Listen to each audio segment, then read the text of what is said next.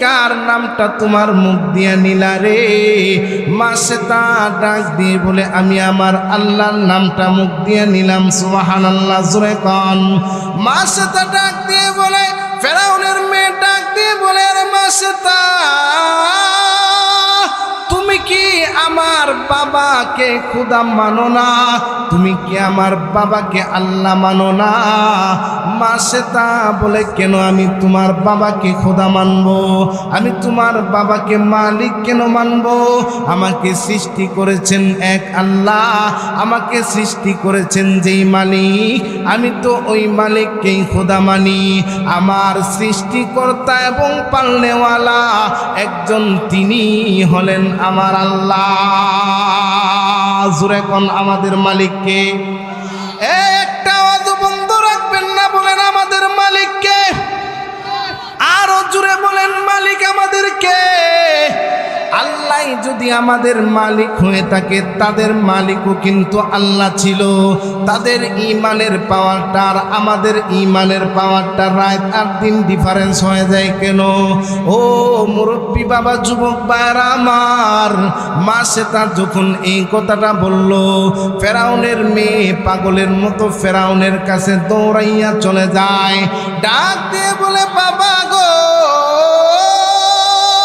ছোট থেকে বড় হইলাম, এতদিন পর্যন্ত শুনে আসলাম আপনি আমাদের মালিক, আপনি আমাদের খোদা।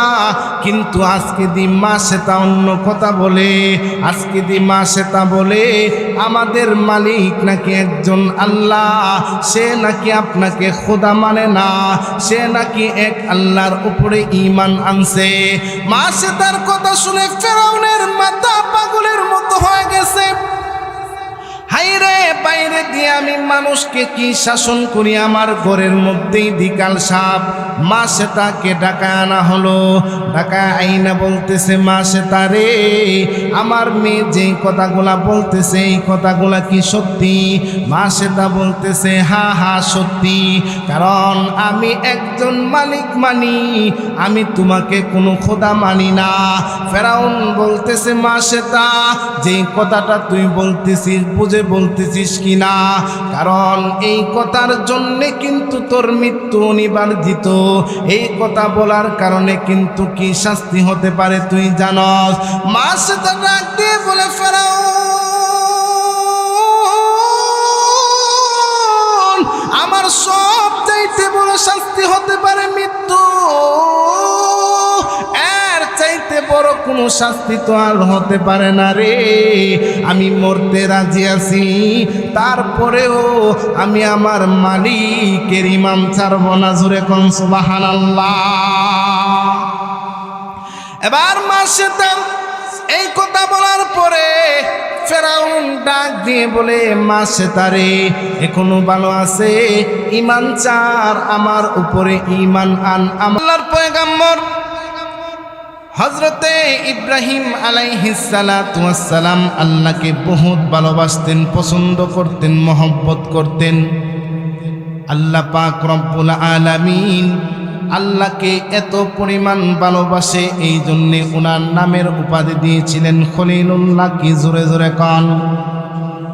আল্লাহর হাবিব আল্লাহ পাক রব্বুল আলামিন ওনাকে খলিলুল্লাহ উপাধি দিয়েছিলেন। ফেরেশতারা এই উপাধি শোনার পরে সকলে একজনে আরেকজনে বসে বসে পরামর্শ শুরু করে দিল, রে আইরে, ইব্রাহিমের নাম তো খলিলুল্লাহ উপাধি দিয়ে দিয়েছে, আল্লাহর বন্ধু বলে দিয়েছে, কিন্তু আল্লাহকে কতটুকু মহব্বত করে, আল্লাহকে কতটুকু ভালোবাসে, এই বিষয়টা আমাদের পরীক্ষা করার দরকার। ফেরেশতারা আল্লাহর কাছে ডাক দিয়ে বলল, মালিক, আপনি আমাদেরকে এইরকম একটা শক্তি দেন না গো, যেই শক্তিটার দ্বারা আমরা দুনিয়ার জমিনের মধ্যে গিয়ে মানুষ হতে পারবো আর পয়গম্বরকে পরীক্ষা করতে পারবো আসলে সে আপনাকে কতটুকু পরিমাণ ভালোবাসে। আমার আল্লাহ ডাক দিয়ে বলেন, ফেরেশতারা রে, যাও যাও, তোমাকে এই রকম শক্তি দিয়ে দেয়া হলো, এই রকম বানিয়ে দেয়া হলো, দুনিয়ার জমিনের মধ্যে গিয়ে তুমি মানুষ হতে পারবা। এবার ফেরেশতা দুনিয়ার জমিনের মধ্যে চলে আসছে। পয়গম্বর ইব্রাহিম দুনিয়ার জমিনের মধ্যে একটা বড় মাঠের মধ্যে ছাগল চড়াইতেছিল, বকরি চড়াইতেছিল। একটা দুইটা নয়, ৩,০০০ বকরির মতো অনেকগুলা বকরি চড়াইতেছিল। এই মুহূর্তে ওই ফেরেশতা দুনিয়ার জমিনের মধ্যে নাইমা আইছে। ওই ফেরেশতা দেখে পয়গম্বর দুনিয়ার জমিনের মধ্যে বকরি চড়ায়, উনি ওনার সামনে দিয়ে চলে যায়। আর আমার আল্লাহর নামের কবিতাটা খুব সুন্দর করে করে বলতে শুরু করে দিল। আমার আল্লাহর নামের ছন্দ বানায়া বানায়া বলতে শুরু করে দিল। আর ইব্রাহিম আলাইহিস সালাম যখন এই ছন্দটা শুনতে পায়, ওনার মনের মধ্যে বড় আগ্রহ জাগলো।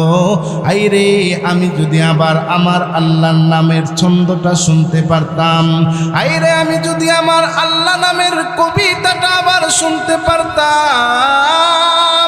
এই জন্যে ওনার মনটা পাগল পাড়া হয়ে গেছে। ওই প্রতীক রাস্তা দিয়ে চইলা যায়। ফেরেশতা মানুষের বাম ধরে হাঁটতে থাকলো। আল্লাহর পয়গম্বর ইব্রাহিম আলাইহিস সালাম দৌড়াইয়া গিয়া ওনার পিছন দিক দিয়ে ধরে ফেলছে। ডাক দিয়ে বলে, রে প্রতীক, একবারের জন্য আমার মাওলার নামটা আবার শুনে দাও না রে। আমি কি আমার আল্লাহর নামটা আবার শুনতে পারবো না? ওই প্রতীক ডাক দিয়ে বলে, হা হা শুনতে পারবেন, কিন্তু আবার শুনতে হলে এই জন্যে পারিশ্রমিক দিতে হবে, অর্থাৎ এর দাম দিতে হবে। পয়গম্বর ইব্রাহিম আলাইহিস সালাম বলে, আবার যদি শোনাও এর দাম কত দিতে হবে? ইব্রাহিম আলাইহিস সালামকে ফেরেশতা বলতেছে, আবার শুনাইলে এর পারিশ্রমিক দিতে হবে। এই জায়গার মধ্যে যতগুলা বকরি আছে এর চাইতে অর্ধেক বকরি আমাকে দিয়ে দিতে হবে। পয়গম্বর ইব্রাহিম ডাক দিয়ে বলে, রে প্রতীক, নিয়ে যাও, তারপরেও আমার আল্লাহর নামটা আমারে আবার শোনায়া দাও, কারণ আমার আল্লাহর নামটা শোনার জন্যে আমার ভিতরটা এমন পাগল হয়ে গেছে। আমি আমার আল্লাহর নাম শোনার জন্যে সব কিছু দিয়ে দিতে পারবো। এবার আবার ওই প্রতীক আল্লাহর নামের প্রশংসা করে শোনা দিলেন, আবার আল্লাহর নামের গুণগান গিয়ে শোনা দিলেন। আবারও পয়গম্বরের অন্তরটা পাগলের মতো হয়ে গেছে। কারণ দুনিয়ার জমিনের মধ্যে একটা মানুষ যখন একজনকে ভালোবাসে, ওই মানুষটার নাম যখন আরেকজনের কানের মধ্যে শুনে, তার অন্তরটা বড় পাগলের মতো হয়ে যায়। ঠিক না বেঠিক? জুড়ে কন।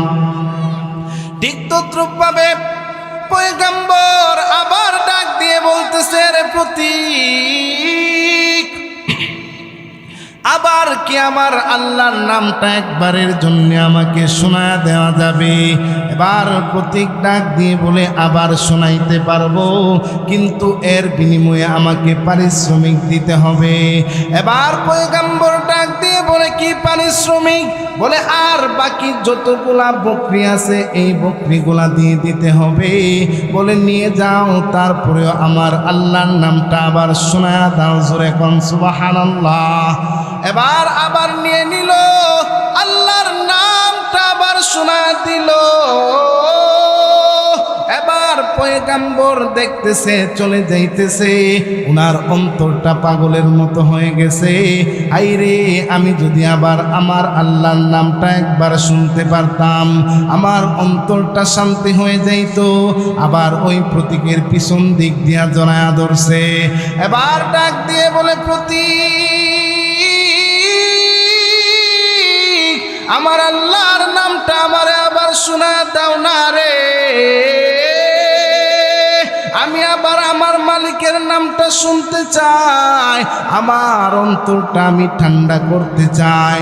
এবার পয়গম্বরকে বলতেছে, তোমার যতগুলা বকরি ছিল সবগুলা বকরি তো তুমি দিয়ে দিলা, এবার কিসের দ্বারা শুনবা?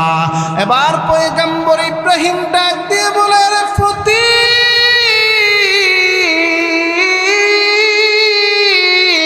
এই বকরিগুলা যে তুমি লালন পালন করবা রে, এইগুলা লালন পালন করার জন্য একটা রাখাল কিন্তু লাগবে, ঠিক না বেঠিক? জুড়ে কন। আমারে যদি আমার আল্লাহর নামটা আবার শোনায় দাও, আমি চিরজীবনের জন্য তোমার রাখাল হয়ে যাব। সুবহানাল্লাহ, জুড়ে কন। এবার ওই ফেরেশতা ডাক দিয়ে বলে, ও পয়গম্বর ইব্রাহিম, এতক্ষণ পর্যন্ত আমি তোমাকে পরীক্ষা করতেছিলাম গো, তোমাকে আল্লাহ যে খলিলুল্লাহ উপাধি দিয়েছে আসলে কি কারণে দিয়েছে? আল্লাহর কাছে আমরা আরজি করেছিলাম পরীক্ষা করার জন্যে, আর আমরা এতক্ষণ তোমাকে পরীক্ষা করলাম যে আল্লাহ যে তোমাকে খলিলুল্লাহ বানাইছে, কি কারণে বানাইছে? আমরা পরীক্ষা করে দেখলাম আসলেই তুমি আমার আল্লাহকে অনেক ভালোবাসো। সুবহানাল্লাহ কইতেন না?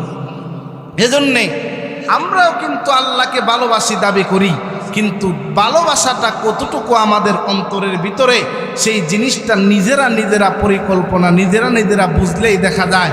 কারণ আজকে মাহফিলের তৃতীয় দিন, এখনো পর্যন্ত শীতে ঠান্ডার কারণে অনেকে বসে আছে। এই যে ঠান্ডার কারণে আপনি আমি ঘরের মধ্যে বসে আছি, এখন যদি মারা যায় মাত্র 3টা কাপড় দিয়ে নিয়ে কবরের মধ্যে দিয়ে দেওয়া হবে, ঠিক না ঠিক? জোরে কন। ওই কবরের মধ্যে আপনাকে লেপ দিয়েও মুড়াইয়া দিত না, ওই কবরের ভিতরে আপনাকে কম্বল দিয়েও মুড়াইয়া দিত না, 3টা কাপড় দিয়ে নিয়া মাটি চাপা দিয়া চইলা আসবে। আত্মীয় স্বজন ঠিকই কম্বল দিয়া ঘুমাইবে, কিন্তু আপনি ঘুমায়া থাকবেন ওই জায়গার মধ্যে 3 টুকরা কাপনে মোড়া অবস্থায়, একবারে খালি মাটির মধ্যে, ঠিক না ঠিক? জোরে কন। এজন্যে যাদের কানের মধ্যে আল্লাহর আওয়াজটা যাইতেছে, যাদের কানের মধ্যে মালিকের, রাসূলের, আল্লাহর বন্ধু রাসূলের কথাগুলা যাইতেছে, আপনাদেরকে উদারতা আহ্বান থাকবেন, অতি তাড়াতাড়ি মাহফিলের প্যান্ডেলের নিচে চলে আসুন। সম্মানিত উপস্থিতি, আমি আপনাদের সামনে যে আলোচনা শুরু করলাম, আমি আপনাদের সম্মুখে মহাগ্রন্থ আল কোরআন থেকে ছোট্ট একখানা সূরা, যেই সূরার নাম হলো সূরাতুল আসর। কি সূরা? সূরাতুল আসর। এই সূরাটা ছোট্ট অল্প একটু আলোচনা করলাম। এই সূরাটার আলোচনা করে আমার আলোচনা শেষ করে দিব, কারণ আমাদের আজকের অতিথি আল্লামা শরীফউদ্দিন সাহেব হুজুর আমাদের মাঝে চলে আসছেন। হুজুর অল্প কিছুক্ষণের মধ্যে আপনাদের সামনে চলে আসবেন। এর আগে আমি যতটুকু কথা বলতে পারি বলবো ইনশাআল্লাহ। সম্মানিত উপস্থিতি, আল্লাহ পাক রব্বুল আলামিন সূরা আসরের মধ্যে আল্লাহ একটা কসম খাইছেন, খায়া আল্লাহ বলতেছেন ওয়াল আসর, আল্লাহ সময়ের কসম খাইছেন। আল্লাহ বলে ইন্নাল ইনসানা লাফি খুসর। আল্লাহ পাক রব্বুল আলামিন সময়ের কসম খায়া বলতেছেন ইন্নাল ইনসানা লাফি খুসর, নিশ্চয়ই সমস্ত মানুষগুলা ক্ষতির মধ্যে রয়েছে, ক্ষতিগ্রস্ত। আমার আল্লাহ যে বলেছে পৃথিবীর সমস্ত মানুষগুলা ক্ষতিগ্রস্ত, কিন্তু এই মানুষগুলার মধ্যে কিছু মানুষ আছে যারা সফল কাম। ওই মানুষগুলার মধ্যে 4টা গুণ আছে। আমার আল্লাহ এই সূরার মধ্যেও বলে দিয়েছেন যে ওই মানুষগুলার মধ্যে যদি 4টা গুণ থাকে তাহলে তারা সফল কাম, আর যদি তাদের মধ্যে 4টা গুণ না থাকে তাহলে তারা ক্ষতিগ্রস্ত। 1 নাম্বার গুণ হলো ইল্লাল্লাযীনা আমানু। 1 নাম্বার গুণ হলো ঈমানদার হতে হবে। এ মুরব্বী বাবা, যুবক ভাইরা বুঝে থাকলে বলেন 1 নাম্বার গুণ কি? 1 নাম্বার হলো ঈমানদার হতে হবে। কি হতে হবে? এ মুরব্বী বাবা, যুবক ভাইরা আমার, ঈমানদার হতে হবে। 2 নাম্বার ওয়া আমিলুস সালিহাত, নেক আমল করতে হবে। 3 নাম্বার ওয়া তাওয়াসাউ বিল হাক্কি, অর্থাৎ সত্যবাদী, সত্যের পথে থাকতে হবে। 4 নাম্বার ওয়া তাওয়াসাউ বিস সাবর। আমার আল্লাহ জানা দেন হাবিব, আপনি তাদেরকে জানা দেন এই 4টা গুণ যদি তাদের মধ্যে থাকে তাহলে তারা সফল কাম। আর এই 4টা গুণ ব্যতীত পৃথিবীর মধ্যে যত মানুষ আছে রে, ওই সমস্ত মানুষগুলা হলো ক্ষতির মধ্যে রয়েছে। এ মুরব্বী বাবা, যুবক ভাইরা আমার, ভালোভাবে মনের কানটা লাগায় শুনেন। আমার আল্লাহ বলেছেন 1 নম্বরে ইল্লাল্লাযীনা আমানু, 1 নাম্বার হলো ঈমানদার হতে হবে। কি হতে হবে? জোরে কান। 1 নাম্বার ঈমানদার হতে হবে। আমাদের ভিতরে কি পরিমাণ ঈমান আছে নিজেরা পরীক্ষা করে দেখেন। আমাদের ভিতরে তো এমন ঈমান, মসজিদের ভিতরে আজান দিলে মসজিদে নামাজ পড়ার জন্য মনে চাই না, ঠিক না বেঠিক? জোরে কন। আমাদের ঈমানের কথা বলেছেন।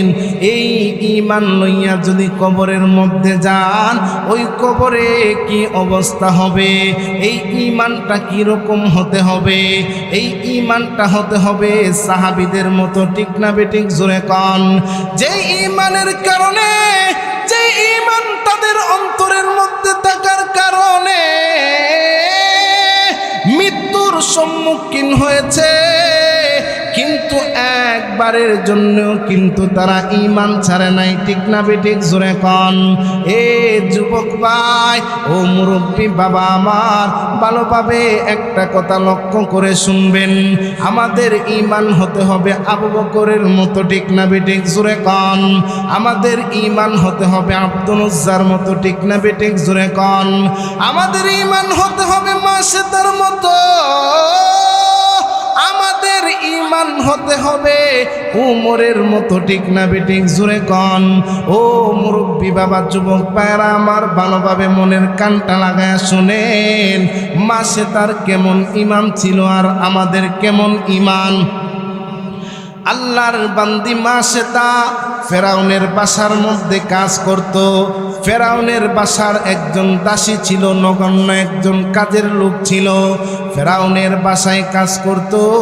একদিন ফেরাউনের মেয়ের মাথা চুল আশ্রাইতে যাইয়া হঠাৎ করে চিরুনিটা জমিনের মধ্যে পড়ে যায়।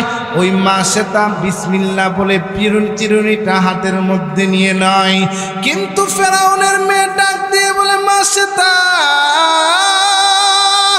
এই মুহূর্তে তুমি কার নামটা তোমার মুখ দিয়া নিলা রে? মাসেতা ডাক দিয়ে বলে, আমি আমার আল্লাহর নামটা মুখ দিয়া নিলাম। সুবহানাল্লাহ, জোরে কন।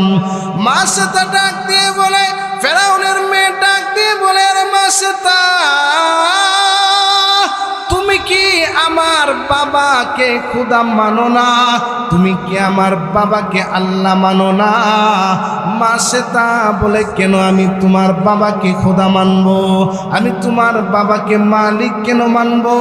আমাকে সৃষ্টি করেছেন এক আল্লাহ, আমাকে সৃষ্টি করেছেন যেই মালিক, আমি তো ওই মালিককেই খোদা মানি। আমার সৃষ্টিকর্তা এবং পালনেওয়ালা একজন, তিনি হলেন আমার আল্লাহ। জোরে কোন, আমাদের মালিককে। একটা আওয়াজ বন্ধ রাখবেন না, বলেন আমাদের মালিককে। আরো জোরে বলেন, মালিক আমাদেরকে। আল্লাহ যদি আমাদের মালিক হয়ে থাকে, তাদের মালিকও কিন্তু আল্লাহ ছিল। তাদের ঈমানের পাওয়ারটা আর আমাদের ঈমানের পাওয়ারটা রাত আর দিন ডিফারেন্স হয়ে যায় কেন? ও মুরব্বী বাবা, যুবক ভাইরা আমার, মাসেতা যখন এই কথাটা বলল, ফেরাউনের মেয়ে পাগলের মতো ফেরাউনের কাছে দৌড়াইয়া চলে যায়।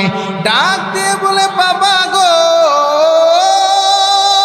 ছোট থেকে বড় হইলাম, এত এতদিন পর্যন্ত শুনে আসলাম আপনি আমাদের মালিক, আপনি আমাদের খোদা, কিন্তু আজকে দি মা সেটা অন্য কথা বলে, আজকে দি মা সেটা বলে আমাদের মালিক নাকি একজন আল্লাহ, সে নাকি আপনাকে খোদা মানে না, সে নাকি এক আল্লাহর উপরে ঈমান আনছে।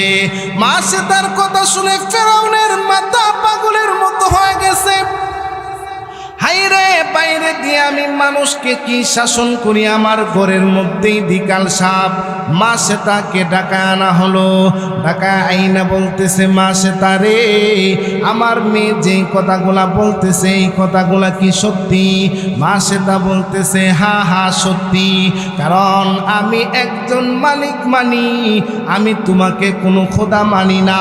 ফেরাউন বলতেছে, মা সেতা যে কথাটা তুই বলতেছিস বুঝে বলতেছিস কিনা, কারণ এই কথার জন্য কিন্তু তোর মৃত্যু অনিবার্জিত, এই কথা বলার কারণে কিন্তু কি শাস্তি হতে পারে তুই জানস? মা সেটা ডাক দিয়ে বলে, ফেরাউন, আমার সব চাইতে বড় শাস্তি হতে পারে মৃত্যু, এর চাইতে বড় কোনো শাস্তি তো আর হতে পারে না রে। আমি মরতে রাজি আছি, তারপরেও আমি আমার মালিকের ইমাম ছাড়ব না। জোরে কোন সুবহানাল্লাহ। এবার মা সেটা এই কথা বলার পরে ফেরাউন ডাক দিয়ে বলে, মা সেতারে এখনো ভালো আছে, ইমান চার, আমার উপরে ইমান আন, আমারে খোদা মান। ফেরাউন এই কথা বলার পরে মা সেতা বলতেছে, না না, আমার জীবন চলে গেলেও মানব না। বলে, তুই যদি আমাকে খোদা মানিস, তোরে ধন সম্পদ দিয়ে দেওয়া হবে, তোরে আজাদ করে দেওয়া হবে। মা সেতা বলতেছে, ফেরাউন আমাকে সব কিছু দিয়ে দিল, আমি তোমারে খোদা মানব না। এবার ফেরাউন ডাক দিয়ে বলে, মা সেতা যদি এইরকম হয় তাহলে তুমি শাস্তির জন্য তৈয়ার হয়ে যাও। সমস্ত এলাকার মধ্যে ডেরা পেটানো হয়েছে, সমস্ত এলাকার মধ্যে মাইকিং করা হয়েছে।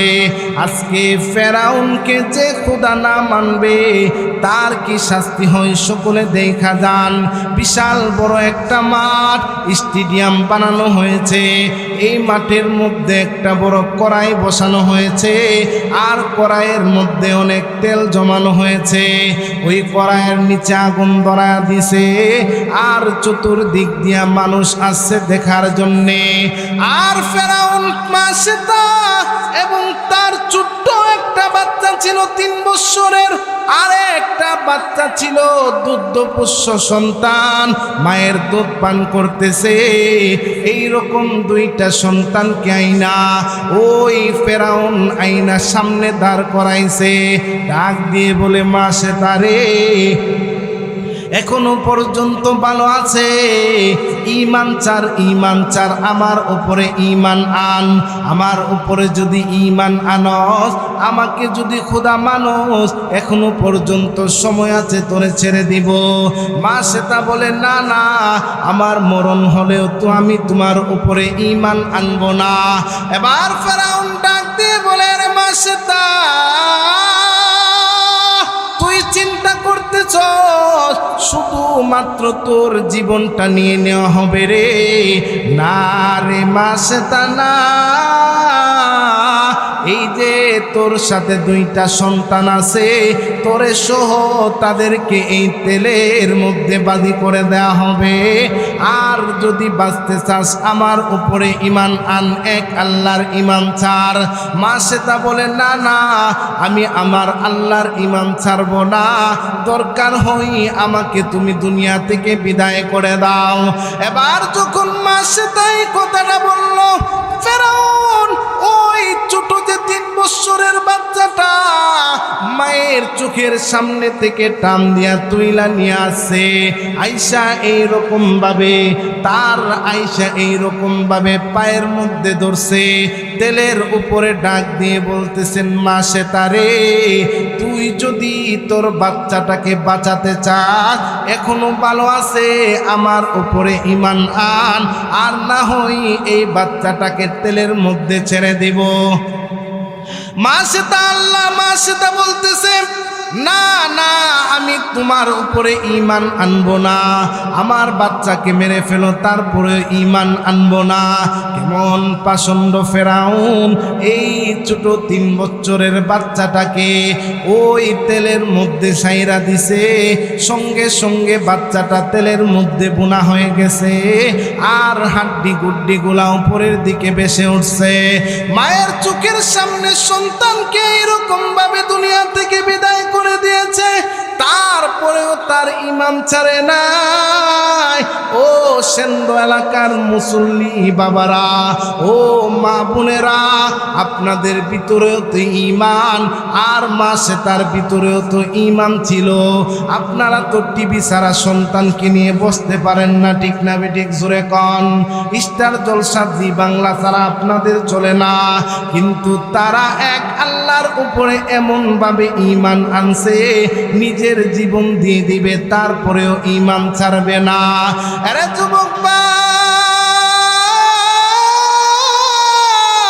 কেমন পাষণ্ড ফেরাউন! ওই মাসে তার কুলের মধ্যে যে বাচ্চাটা দুধ পান করতেছে, ছোট বাচ্চা মায়ের দুধ পান করতেছে, কোনো কিছু বলতে পারে না। ফেরাউনকে ডাক দিয়ে বলে, মা সেতারে এখনো ভালো আছে, ঈমান চার, ঈমান চার, আর না হই এই বাচ্চাটাকেও আগুনের মধ্যে ফেলে দেওয়া হবে।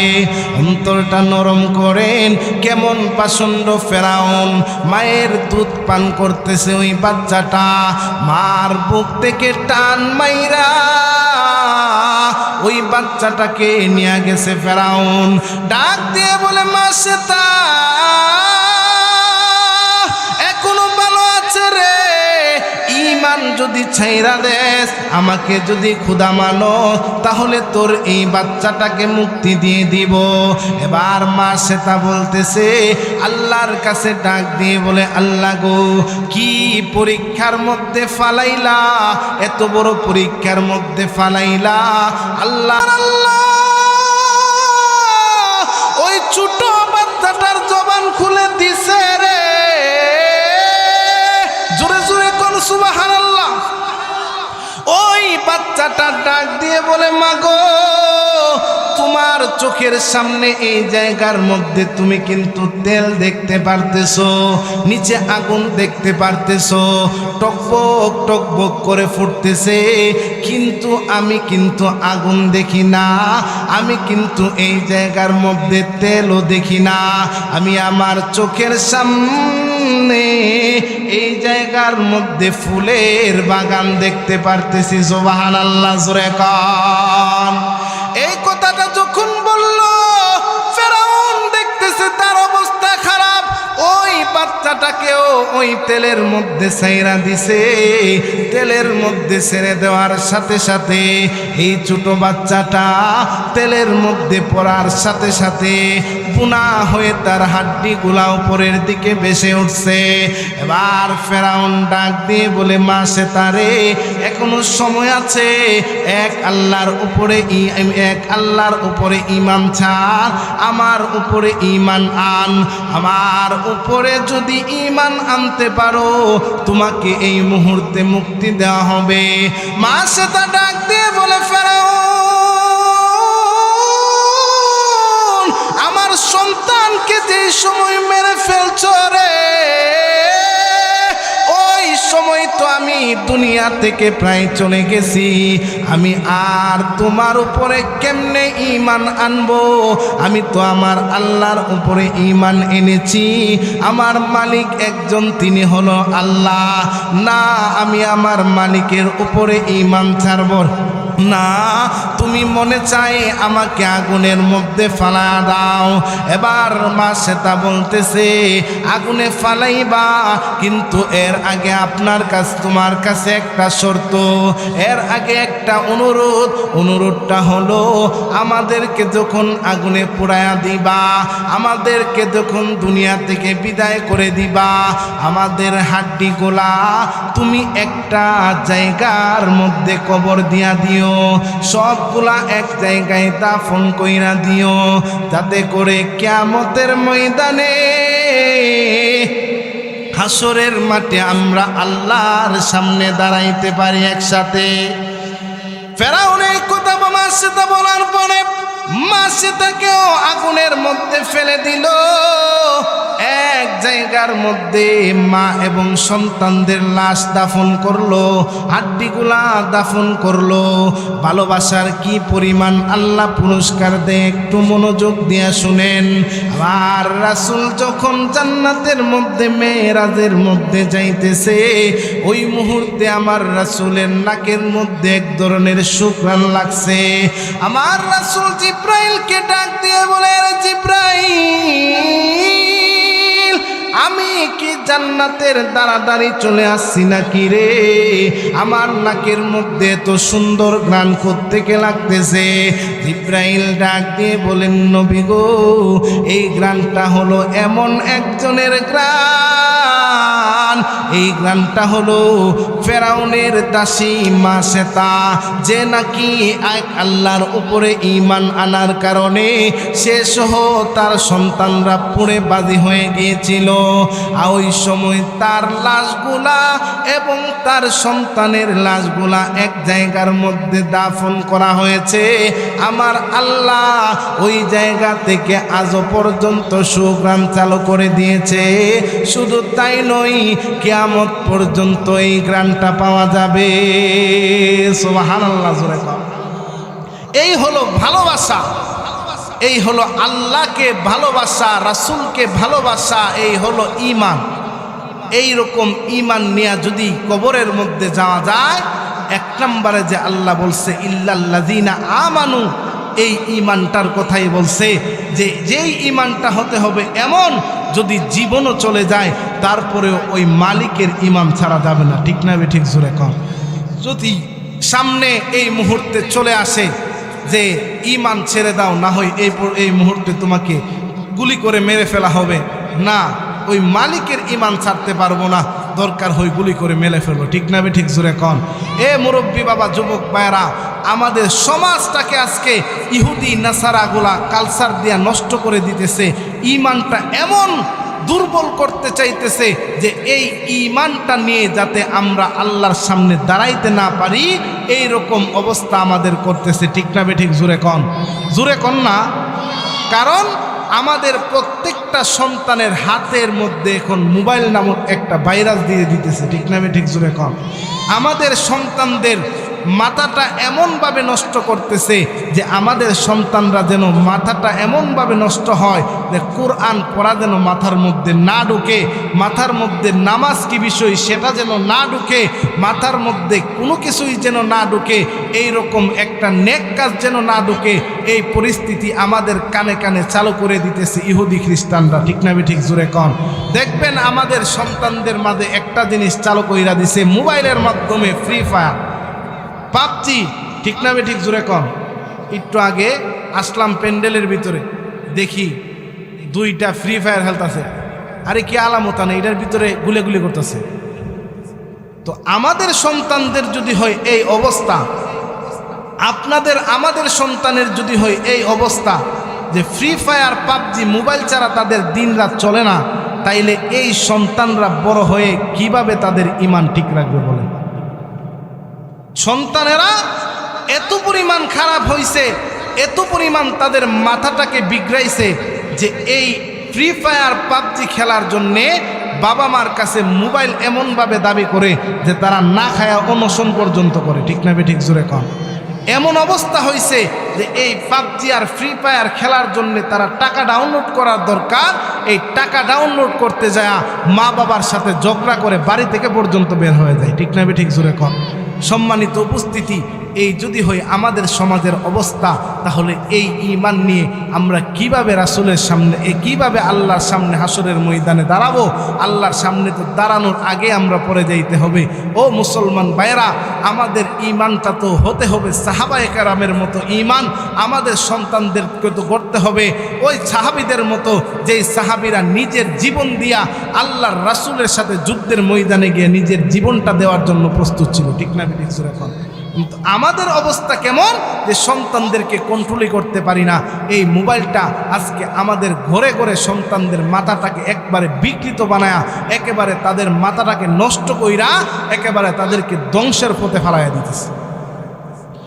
জমানা মোবাইলে খাইছে, জমানা মোবাইলে খাইছে, জমানা মোবাইলে খাইছে, জমানা মোবাইলে খাইছে। ঠিক না বেঠিক জোরে কন? অল্প বয়সে পোলা মায়া প্রেমে জড়াইছে, জমানা মোবাইলে খাইছে, জমানা মোবাইলে খাইছে, জমানা মোবাইলে খাইছে, জমানা মোবাইলে খাইছে।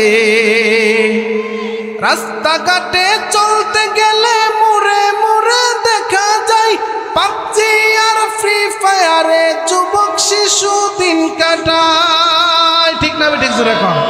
রাস্তাঘাটে চলতে গেলে মুড়ে মুড়ে দেখা যায় পাবজি আর ফ্রি ফায়ারে যুবক শিশু দিন কাটায়। আবার নষ্ট ছবি দেখে সমাজে ধর্ষণ বাড়তাছে। জমানা মোবাইলে খাইছে, জমানা মোবাইলে খাইছে, জমানা মোবাইলে খাইছে, জমানা মোবাইলে খাইছে। অল্প বয়সে পোলা মায়া প্রেমে জড়াইছে, জমানা মোবাইলে খাইছে, জমানা মোবাইলে খাইছে। ঠিক না বেঠিক জোরে কন? এ মুরব্বী বাবা, যুবক ভাইরা আমার, ছোট ছোট ভাইরা, ভালোভাবে মনের কানটা লাগায়া শুনিয়া লাও। দুনিয়ার জমিনের মধ্যে এই ঈমানটা তোমাদেরকে তাজা হইতে দিবে না। ওই কাফেররা মুশরিকরা এখন থেকেই ধ্বংস করে দিবে। কারণ আমার আল্লাহর রাসূল যেইভাবে তার সাহাবীদেরকে পরিচালনা করার কথা বলেছেন, ওই ইহুদি বেঈমানেরা কিভাবে তাদেরকে ওই লাইন থেকে সরানো যায় সেই দিক দিয়ে সারাটা দিন তাদের মাথাটা খেলাইতেছে। ঠিক না বেঠিক জোরে কন? সাহাবীদের অবস্থা তো এমন ছিল, দুনিয়ার জমিন থেকে বিদায় হয়ে যাবে, তাদের জীবনটা দিয়ে দিবে, তারপরেও তারা ঈমান ছাড়বে না। ছোট বাচ্চা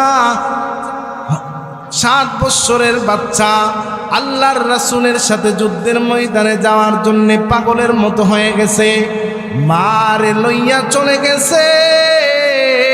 ডাক দিয়ে বলেন, মাগো আমারে লইয়া যাও নবীজির দরবারে, আমি শহীদ হইয়া তোমারে শাহাদাতের মা বানাইব। সুবহানাল্লাহ কন? নারায়ে তাকবীর। দিন ইসলাম, দিন ইসলাম জিন্দাবাদ, জিন্দাবাদ। শরীফুদ্দিন সাহেব হুজুরের আগমন। নারায়ে তাকবীর।